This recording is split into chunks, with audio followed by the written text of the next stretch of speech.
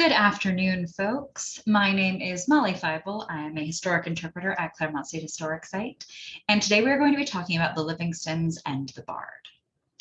So I decided to do this program for a couple of reasons. The first one is that when I'm not at Clermont, what I mostly do with my time is theater. I am an actress, and I have done a lot of Shakespeare, and I love reading his plays. I love performing his plays. I love learning about him. And so when I was looking through the books here at Clermont, the Livingstons Library, I found three complete works of Shakespeare, three collections of the complete works of Shakespeare, which meant that three different generations each had their own copy. And I thought it was so interesting to see them. They're all together on the shelf in the study. And I was like, I bet I can make some sort of connection here. I bet I can do something. So this weekend seemed fitting because we are right around the time of Shakespeare's birthday as well as his death day. So without further ado, let's get going. So William Shakespeare was born in 1564 in Stratford-upon-Avon. Now, I should say that for the purposes of this video, we are assuming that the plays attributed to William Shakespeare were written by William Shakespeare and the William Shakespeare that was born in 1564.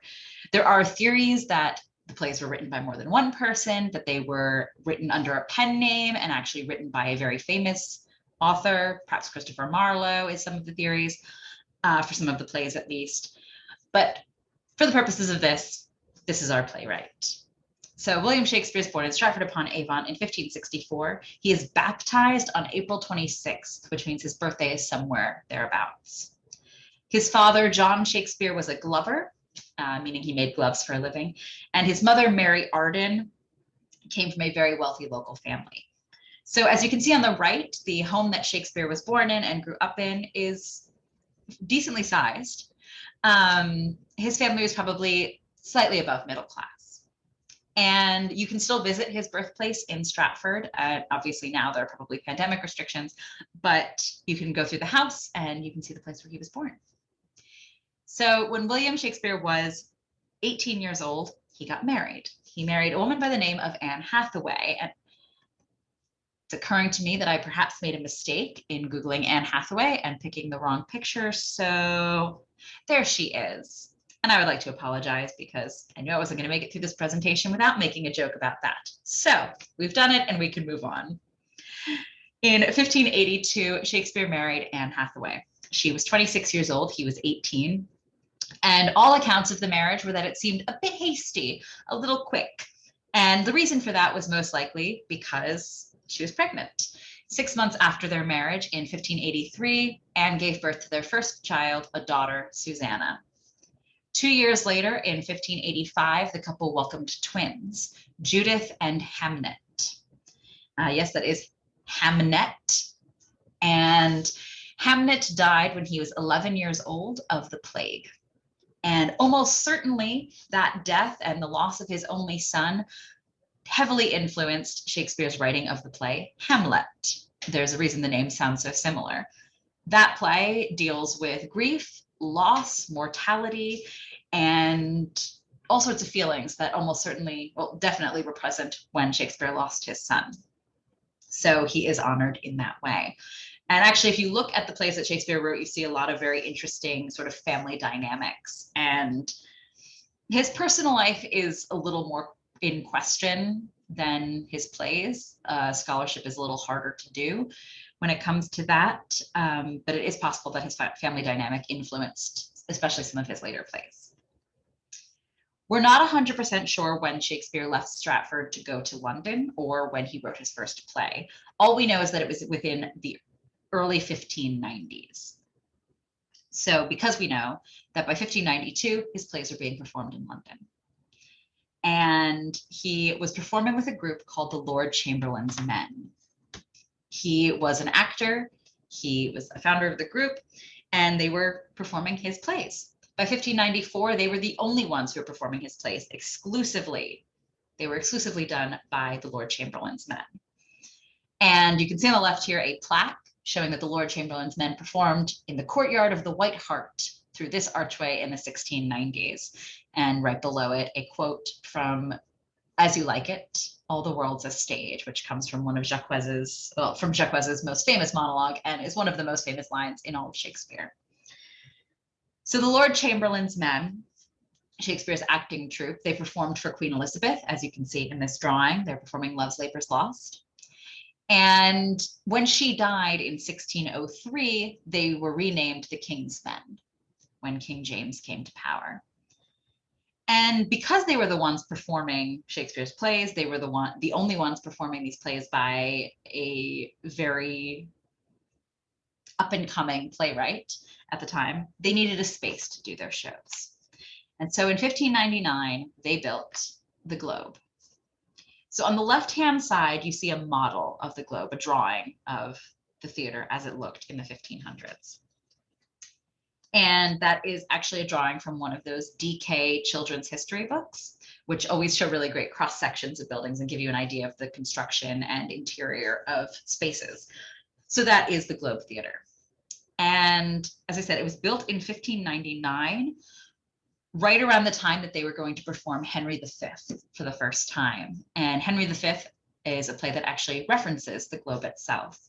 In the opening monologue from the chorus, "Oh, for a Muse of Fire," you hear sort of what you're about to see in the play. The chorus tells you there's going to be battles, there's going to be horses and soldiers, and you're going to see all these great things in this wooden O. And they refer to the wooden O, which is the Globe. As you can see, it is a circular open air theater, so it's shaped like an O. You can also see that there are people standing around the stage. Those people would be known as groundlings. And for a penny, you could stand and watch one of the plays. This is a bit arduous because the plays are upwards of 3 hours long, probably even longer.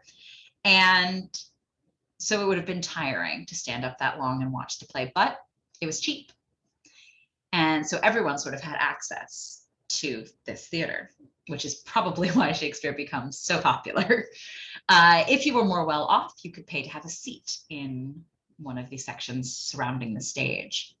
And I believe you could pay a little extra and get a pillow to sit on. That is still the case today, actually. So on the right, you see images of the current Globe Theater. It was built in 1997, not too far from the location of the original Globe, and it is built in the same style. The structure is exactly the same, and as I said, you still stand and watch performances, or you can pay extra to sit. But what happened between 1599 and 1997? That's a big chunk of time between these two theaters. So in 1613, the original Globe burned down. During a performance of Henry VIII, a cannon was fired. There was a scene that called for celebratory cannon fire. And cannon was fired in the theater, hit one of the beams, and the theater that was basically made of wood and a thatched roof immediately went up in flames. A year later, in 1614, the company rebuilt the theater. They built the second Globe, and that stayed running until 1642, when it, along with many other playhouses, were closed down by the Puritans. So again, fast forward a few hundred years, in 1997, they built the Globe right near the site of the original Globe, so that Shakespeare's plays can still be enjoyed in the setting they would have originally been performed in.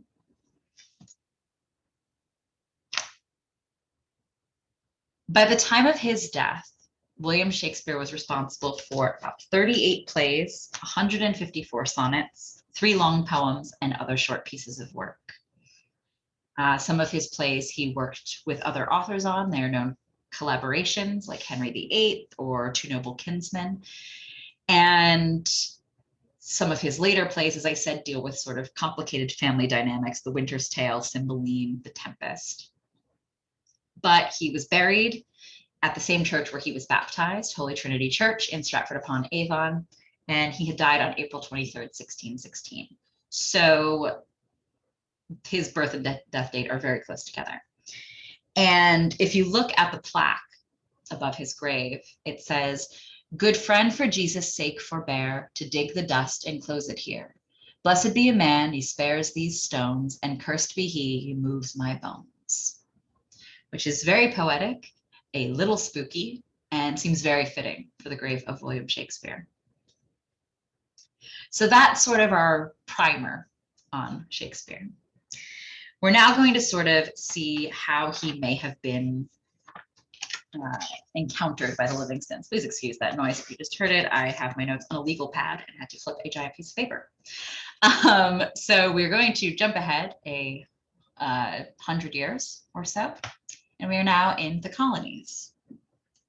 So we know that Shakespeare's plays were a known quantity in the colonies as early as the early 18th century. In 1718, we know that the first documented theater opened on the East Coast. And because most of the immigrants in the colonies were English, it makes sense that one of their most well-known, prolific, beloved playwrights would be brought with them. So people in the colonies were reading these plays. They knew these stories. The first recorded production of a Shakespeare play in the United States took place in 1730, and that was a performance of Romeo and Juliet by an amateur company in New York City. So he's well known here. He is easily referenced, much like today, where people know quotes from Shakespeare, they sort of are aware of who he is. He was already sort of he was commonplace in the lexicon, in the literature of the time, excuse me. So as the American Revolution began to pick up speed in the 1770s, it made sense that such a well-loved and widely referenced author as Shakespeare would pop up every now and then. So in 1770, there is a document that was written by a patriot, which contains the phrase, "be taxed or not be taxed." That is referring to the argument of taxation without representation that ultimately helps lead to the war. And it is a reference to Hamlet and his famous, to be or not to be speech. In 1774, there was a letter written by a loyalist or a Tory that contained the phrase, "to sign or not to sign." This time it's referencing a decision to sign a boycott against British goods. He was perhaps being persuaded to do so, but as a loyalist and someone who supported the British, it was a conflict for him. And so again, these are both references to Hamlet. There's also a letter written by Abigail Adams to her husband, John, in which she quotes Coriolanus, which I find this one most interesting because "to be or not to be" is a fairly well-known phrase. I would argue that most people, even if they've never read Shakespeare, if they've never read Hamlet, they know the phrase "to be or not to be." Coriolanus is a little bit of a more obscure play. Last summer, the National Theatre in London streamed their production starring Tom Hiddleston. So I would argue that maybe a few more people were exposed to the play, seeing it performed by such a famous actor. But it's definitely not one of his most well-known works. So the fact that Abigail Adams quoted it in a way and knew that her husband would know the reference and know what she was talking about is really interesting to me. So we also have this cartoon that's up on the screen now. It is a political cartoon, as I say, by Matthew Darley. And you can't read the text at the bottom because it's very blurry, but it says, "And therefore England is maimed and forced to go with a staff," which is a quote from Henry VI, Part 2. It is spoken by Jack Cade. And it seems to reference the idea that England, who's walking with a cane and is, beaten down a bit, is still trying to maintain that control over the colonies. So this was something that was published in newspapers and seen. And so people would have all known this reference. And in the United States, the first known record of Shakespeare's works being owned was by a man named Edward Dale. So Edward Dale came here in the 1650s. And among his belongings, he had a book in which he wrote a list of all of the books he owned. One of the books listed was the second folio, as a second folio of Shakespeare's works, printed in 1632. And that is a nice little segue into what is a folio and what is a quarto and what does printed, what is the print history of Shakespeare, I guess is what I'm getting at. So if you have done research on Shakespeare, if you've read up on him, you will almost certainly have come across the terms folio and quarto. And I'm going to simplify this as much as I can, simply because it's a little complicated and I get very confused with it as well. But the general idea is it refers to the size of the book. So if you look at this slide that I've just put up, it shows how pages would be folded to create a book. So if you have a sheet of paper and you fold it once, there's your folio. You fold it again, there's your quarto. You fold it again, there's an octavo or octavo. So a folio is bigger than a quarto, which is bigger than an octavo. And so when Shakespeare's plays were originally printed, they were printed as quartos. You would have had just the individual play. So here we have a quarto of Titus Andronicus, or as it's to use its full name, excuse me, having trouble speaking today, the most lamentable Roman tragedy of Titus Andronicus, as it was played by the Right Honourable Earl of Derby, Earl of Pembroke, and Earl of Sussex, their servants. So that little book contains Titus Andronicus, and that would be all it contained. So if you wanted to read the entire play, that's how you would access it. With Shakespeare's actors, it would be a little different. Nowadays, if you're rehearsing a Shakespeare play, you get the entire script. I have an As You Like It script in my bag right now, and I have all of the lines. I can see everyone's lines, not just the scenes I'm in. If I were performing in As You Like It in Shakespeare's time, first of all, it would have been confusing because women weren't allowed to perform. All the actors were men. But I would have been given papers with my lines on them only. So you would only have your sheets. You would have a group of papers that contained all the things you said in the play. You would memorize them, and there you go. So to have the whole play sort of put into one book is a little more, that's more for consumers than for the actors. So anyway, quartos, those individual plays. The first folio, which is pictured on the right here, was printed after Shakespeare's death. It was printed in 1623, and it was put together by two of his fellow actors, John Hemmings and Henry Condell. And it basically puts most of Shakespeare's plays all together in one volume. At that time, they put 36 plays in the volume. And so it's not quite all of them, but there would be a second folio, which would add plays. There's a third folio and a fourth folio, and there would be slight alterations if there were discrepancies on a certain line. Sometimes you'll see certain things missing from scripts, depending on which version you're reading. But so they put all the plays together in one book, and this was important for several reasons. One, there's all the plays in one book, big deal. It's also the first time the plays are broken down into their three main categories, which they are still divided into today. As you can see on that page there, you have comedies, histories, and tragedies. There are more specific categories. Sometimes there's some plays that sort of cross over between two different categories. You have some comedies that feel very dark. You have some histories that also feel like tragedies. And so you can divide them up a little more into smaller groups if you'd like to. But these are the three main categories. The other important thing that happens in this book is, as I said, there's 36 plays collected in the first folio. 18 of the plays in the first folio had not been printed before. There weren't existing quartos of them. And which means they were performed, but they weren't necessarily printed for everybody. And so without collecting them in the first folio, they might have been lost to time. They almost certainly would have been lost to time. And so that is 18 of those plays. And among those plays are The Taming of the Shrew, Julius Caesar, and Macbeth.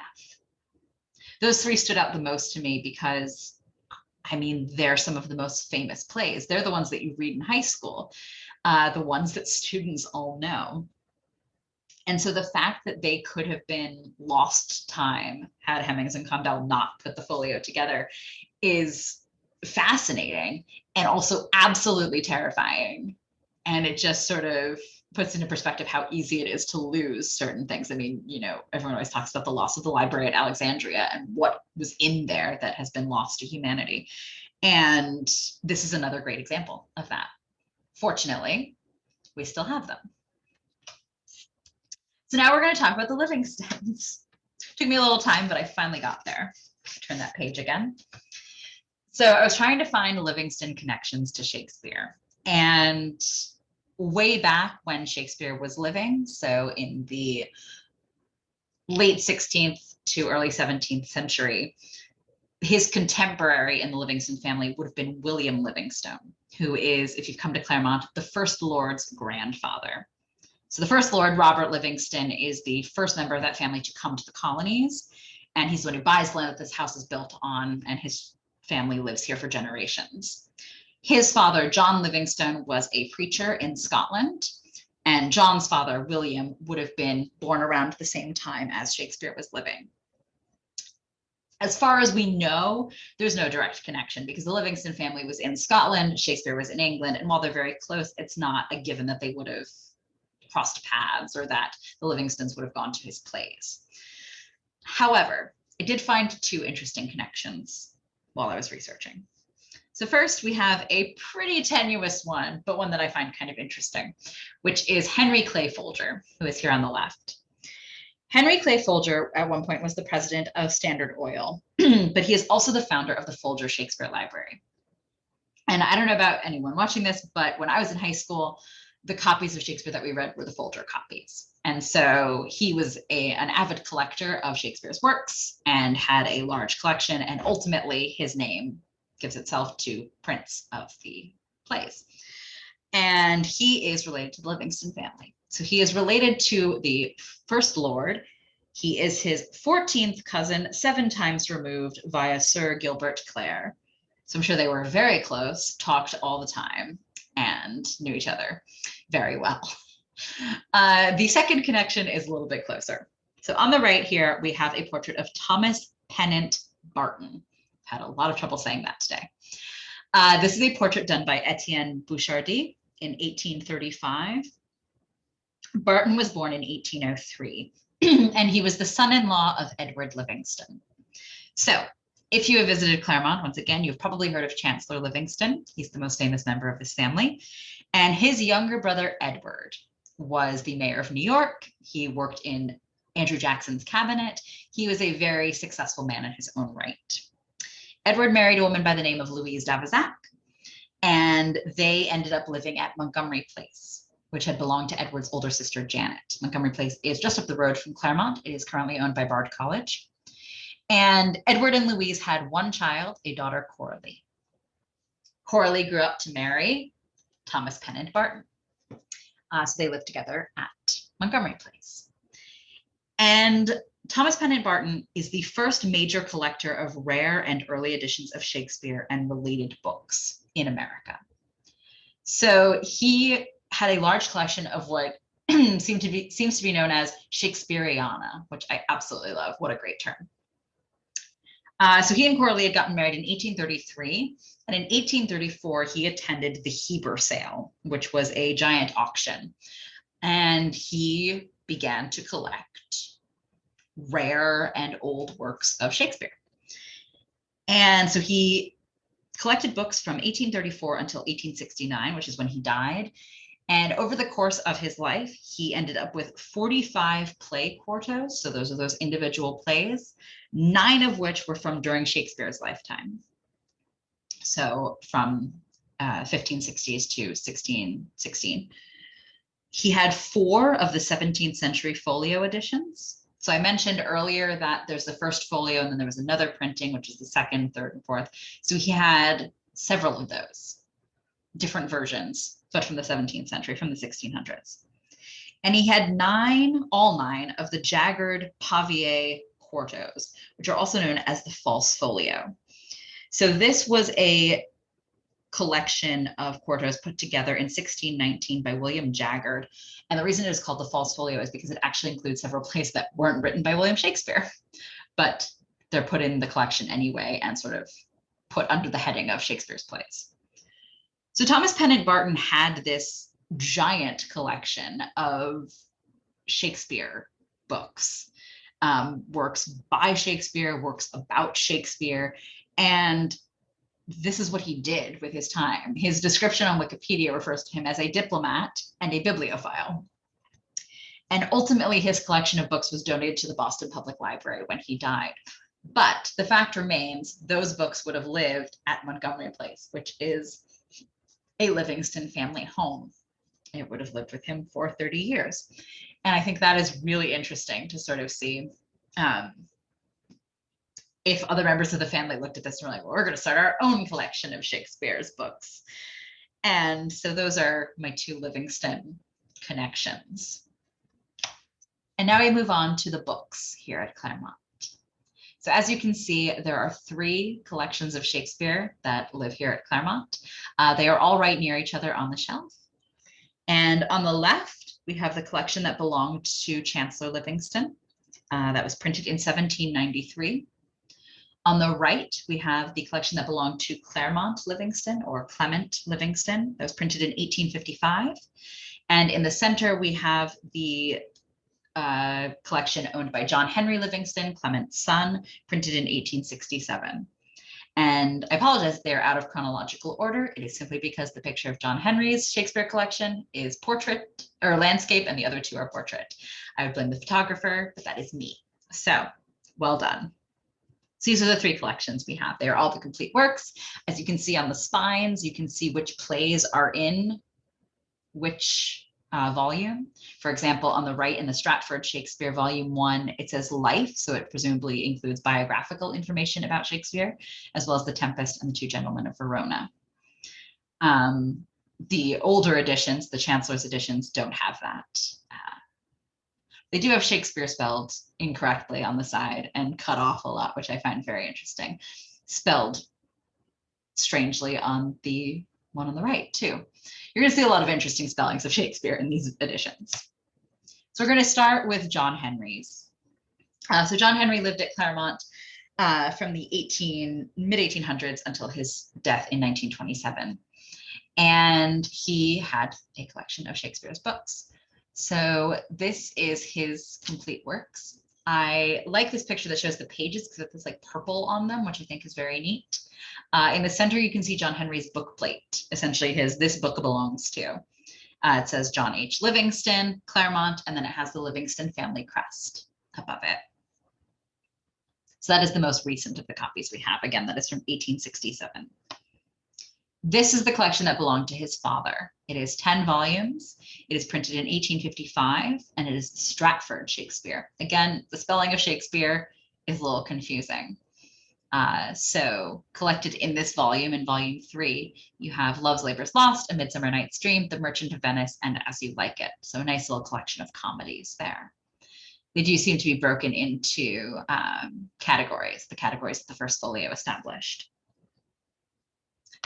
And then we move on to the Chancellor's collection. So this one is the largest of them. It is 20 volumes. And at least the first one, and I believe possibly the first 2, are both full of biographical information. That drawing we had of Shakespeare's home at the beginning of the program actually is in one of these books. So this was printed in 1793. There's the title page of it, Will Shakespeare. Again, spelled bizarrely, dramatic, spelled a little strangely. So this is his collection. And one of the most interesting things in this collection is the title page, or the cover page, excuse me. So if you open up the book, on the left-hand side, you see a book plate, not unlike John Henry's, a little more elaborate, but a book plate. Robert R. Livingston, Esquire of Clermont. So that is the Chancellor's book plate. So that's how we know that this is his copy, his collection. And then on the right-hand side, it says Clermont Livingston. So I just mentioned Clermont or Clement Livingston. He had his own collection of Shakespeare's works. But for some reason, when he inherited the house and the Chancellor's books, he decided to put his name in the book. So he wrote his name opposite the Chancellor's and then didn't even wait for the ink to dry before closing it. So you can see the ink rubbing off above the Chancellor's book plate. And I just find it so funny that he had this. I mean, the idea of writing in a book belonging to the Chancellor is obviously horrific to us, but the idea that his ancestor had owned this book and he said, that's very nice, I'm going to put my name in it as well. I just absolutely love it. So this collection is very interesting. It has a lot of sort of moving pieces to it. As I said, there's that whole biographical section. And there's a page where you can pull it out and you can see various signatures of William Shakespeare. And then there is these two pieces. So on the left, we have a page that you could pull out and see various characters from the play. I believe that is in one of the Henrys. And it's just a little illustration that can fold in and out of the book. And the right-hand side was something we were really excited to find, which is a bookmark that presumably Clement put in there. It's right in the middle of Antony and Cleopatra. And who knows whether he just decided he was done with the play, or he just never got back to it, or if he liked a quote on that page. In any case, he left that little mark in there. I think that's really interesting. So that kind of wraps it all up. I hope you enjoyed this. I apologize if I was a little rambly at times, but it was really interesting to get to look through all the old copies that we have of the complete works of Shakespeare and to sort of, look at and read the same books that someone in this family would have read, like to hold a book that the chancellor had held and read, is pretty neat. It's pretty cool. And it was interesting to see that we always joke about how the Livingstons are connected to absolutely everything in the Hudson Valley, and you really can't get away from them, and they're just everywhere. But the fact that you can make connections to someone as absolutely well known as Shakespeare is, I think, really neat and just really fun. So that about wraps it up for me. And I apologize for whatever just happened on the top there, but I was trying to figure out how to get out of recording. Thank you for joining us, and I hope you guys have a lovely day. Bye.